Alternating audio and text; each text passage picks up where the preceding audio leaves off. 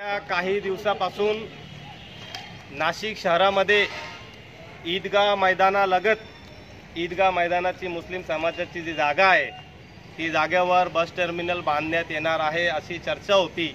परंतु मागच्या काही दिवसापासून महासभेत मुस्लिम समाजाचे सर्व मुस्लिम बांधवांचे सर्वपक्षीय मुस्लिम बांधवांचे विरोधानंतर त्या बांधकामाला स्थगिती देण्यात आली।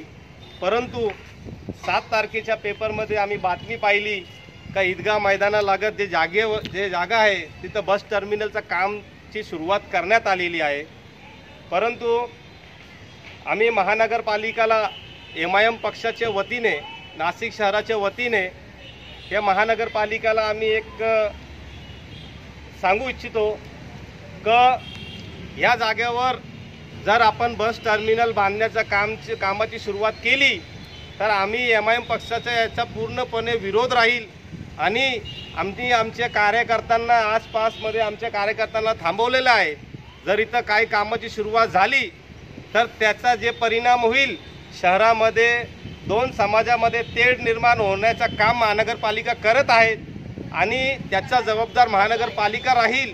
इथं काम सुरू करताना जर काही इथं काही प्रकार घडला त्याचा विरोध करताना तर त्याचा पण जबाबदार नाशिक महानगरपालिका राहील हे आम्ही ते सांगू इच्छितो। आणि इथल्या जे झोपड्या होते ते महानगरपालिकेच्या इथनं आदेशानुसार इथं झोपड्या काढण्यात आलेले आहे आणि या झोपड्या ग्राउंडच्या आतमध्ये त्यांना जागा दिलेली आहे। तर आम्हाला इथं येऊन असं समजतोय की हे झोपड्या काढल्यानंतर इथं कामाची सुरुवात ते महानगरपालिका करत आहेत।